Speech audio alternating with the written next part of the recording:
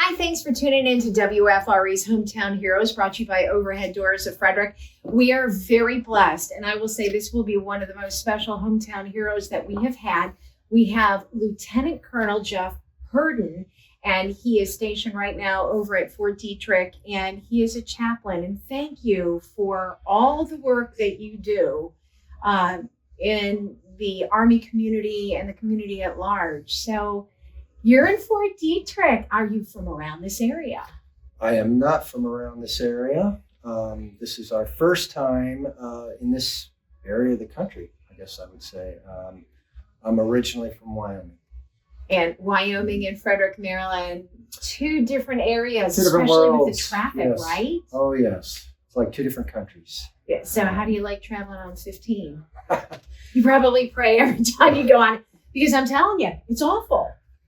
Well, I have lived in big cities before. So when I went to seminary, my wife and I lived in Los Angeles, California. I've also lived in Denver, Colorado. So big time traffic is not totally new to me. As long as you can get to and from the base safely. Yeah, and I'm fine as long as there's not a jam and it's 3 miles long of bumper, because that definitely gets my heart rate up. Yeah, does the same for us too. Well, I want to know a little bit about you. When you grew up in Wyoming, and then did you go to college? Did you go right into the military? Yeah, so I did grow up in Wyoming pretty much all through my adult years. There was a little spat there kind of in early high school years while I was living in Denver, Colorado, but then came back to Wyoming. I graduated in Laramie from high school, and Laramie is where the university was. So I was naturally going to follow in my brother's footsteps. I had a couple of brothers that had gone to the University of Wyoming. So I went there, and a couple of years into my experience as a student there, I joined the ROTC, Okay. the Army Reserve Officer Training Corps, and that's how I got my commission to originally enter active duty. So that was kind of my introduction into the Army. And when you were at the university, what did you study? Yeah, I studied exercise physiology. Oh, So, that is a tough one. Yeah. well, and so originally, before I was sort of directed to go into the Army, I was going to be a physical therapist, so I thought. And so I had selected a major that would kind of prepare me for that. But that didn't turn out to be the case. So you ended up pursuing a degree in theology?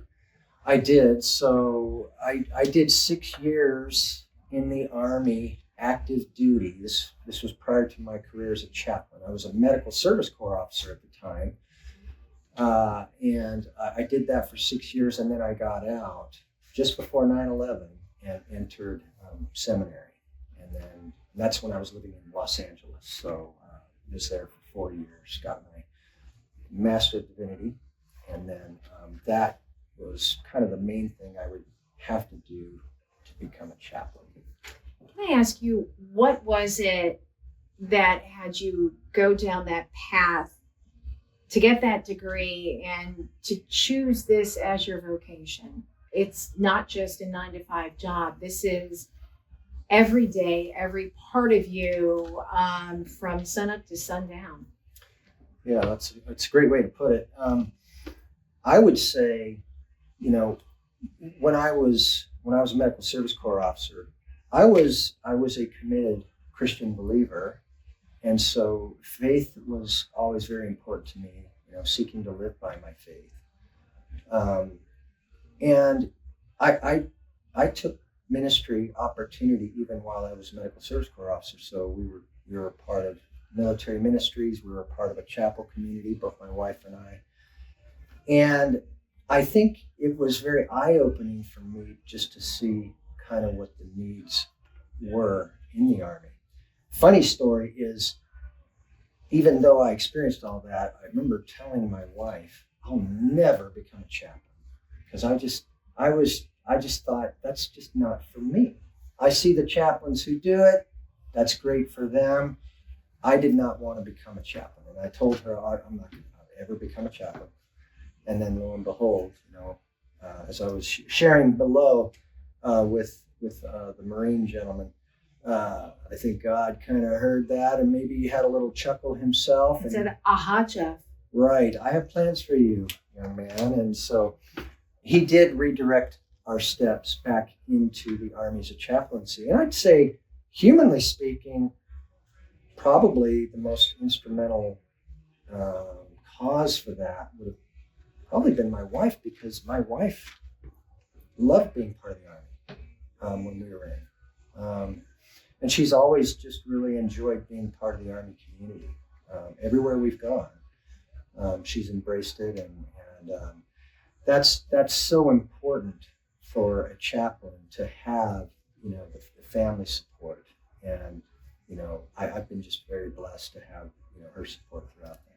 That is wonderful. And are you seeing, I know in my own life, I have seen this, and it warms my heart so much. It just seems like there's a resurgence of young people wanting to follow Christ. And I've seen it, I want to say the past 2 years. I love it. Am I the only one who's noticing this? I think there is. I think there's a kind of emptiness that a lot of young people are feeling.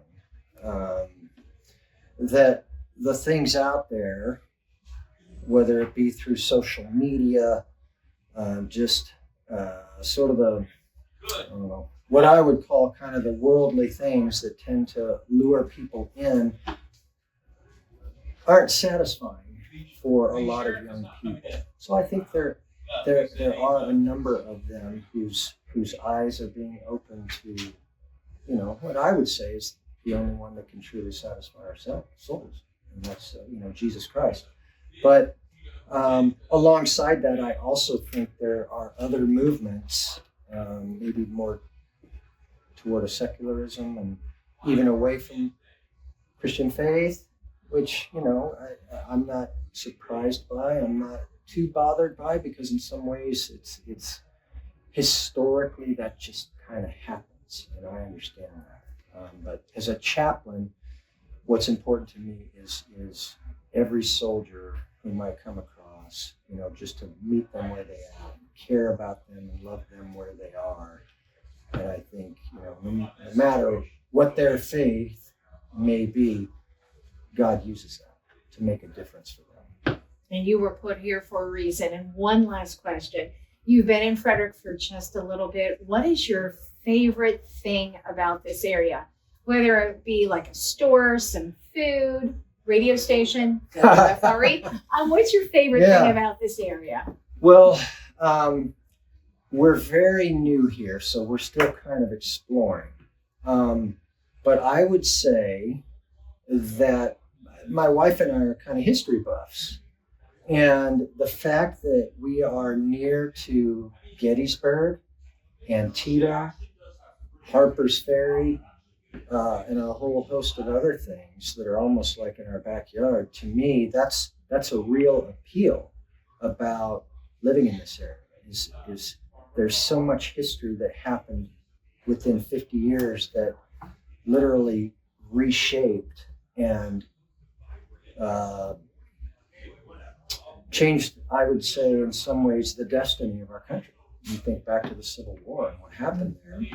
So to be able to go to those battlefield sites and see them and just imagine what it would have been like to be there, to me, that's a great appeal about this area. And we are blessed. It is a beautiful area. And thank you so much for coming on and being our hometown hero. Certainly an honor to have met you and to speak with you today. We want to thank you for tuning in to WFRE's Hometown Heroes, brought to you by Overhead Doors of Frederick.